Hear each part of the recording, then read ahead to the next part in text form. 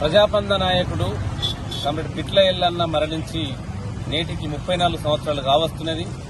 ఏ ఆశయ లక్ష్యం కోసమైతే ఉద్యమంలో రైతు కూలి రంగంలో పనిచేశాడో ఆయన లక్ష్యాల్ని సాధించినప్పుడు మాత్రమే మనం ఎల్లన్నకు నిజమైన నివాళులు అర్పించడం జరుగుతుందనే విషయాన్ని సిపిఐఎంఎల్ మాస్టర్ ప్రజాపందగా మేము గుర్తు చేస్తున్నాం.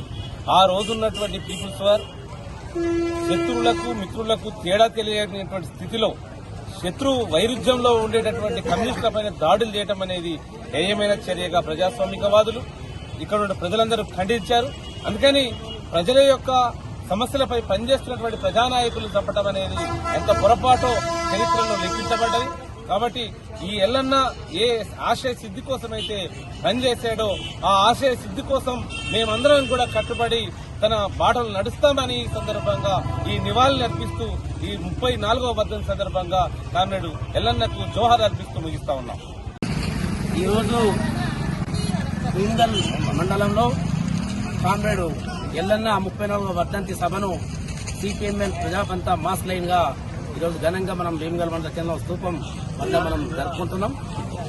అయితే కామ్రేడ్ 1991లో గడ్కోలు గ్రామానికి చెందినటువంటి కామ్రేడ్ ఎల్లన్నను మావోయిస్టులు ఈ రోజు ఆనాడు పీపుల్స్ వార్ కొట్టన పెట్టుకున్నారు. అది చాలా ఘోరమైనటువంటి పరిస్థితి.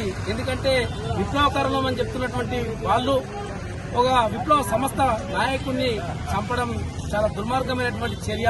దాన్ని ప్రజాస్వామికవాదులు తీవ్రంగా ఆనాడు ఖండించడం జరిగింది. ముఖ్యంగా ఇప్పటికైనా వాళ్ళు ఆలోచన చేసి ప్రజాపంత లైన్ కరెక్ట్ అని చెప్పేసి భావించి ప్రజాపంత మార్గంలో పనిచేయవలసినటువంటి అవసరం ఉందని చెప్పి తెలియజేసుకుంటూ, ముఖ్యంగా తన గడ్కోలు గ్రామం సంబంధించినటువంటి నాయకుడు ఆనాడు భీమ్గల్ తాలూకా కార్యదర్శిగా భీమ్గల్ చుట్టూ గ్రామాలలో ఆనాడు ఉన్నటువంటి రైతు కూలి సంఘాన్ని గ్రామాన నిర్మాణం చేసి భూస్వాముల పెత్తందారులకు వ్యతిరేకంగా భూముల సాధన కోసం, ఇండ్ల స్థలాల కోసం, రైతు కూలీల సమస్యల పరిష్కారం కోసం పోరాడినటువంటి నాయకుడు కారణం ఎల్లన్నను పొట్టన పెట్టుకోవడం చాలా దుర్మార్గమైనటువంటి చర్య.